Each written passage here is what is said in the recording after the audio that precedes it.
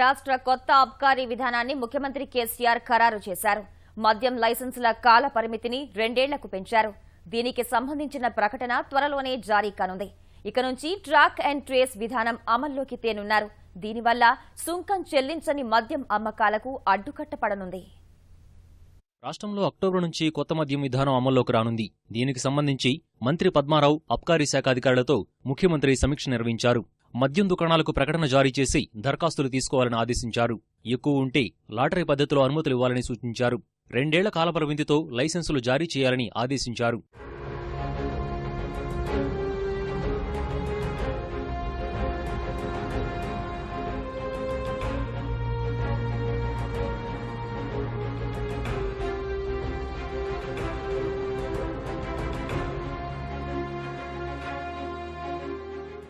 మద్యం విధానంపై నేడో రేపో ఉత్తర్వులు వెలువడే అవకాశం ఉంది.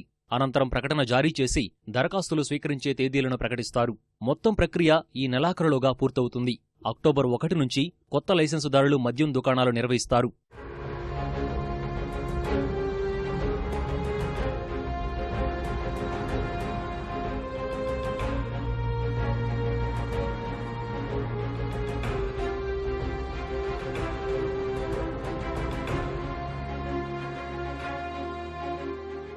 రాష్ట్రంలో సుమారు 2216 మద్యం దుకాణాలు ఉన్నాయి.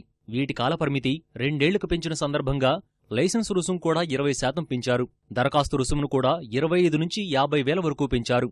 దుకాణాల నిర్వహణ సమయం పెంపుపై పోలీసు శాఖతో మాట్లాడి నిర్ణయం తీసుకోనున్నారు.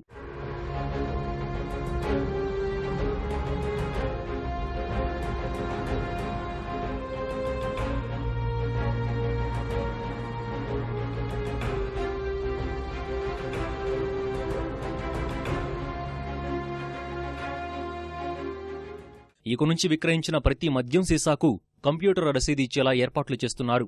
యజమానులు దీన్ని ఖచ్చితంగా పాటించేలా అధికారులు చర్యలు తీసుకుంటారు. దీనివల్ల ఎంఆర్పీ దుకాణాల నిర్వహణలో అవకతవకలకు పాల్పడితే వెంటనే తెలిసిపోనుంది. సుంకం చెల్లించిన మద్యం అమ్మకాలకు ఆస్కారం ఉండదని ప్రభుత్వం భావిస్తోంది.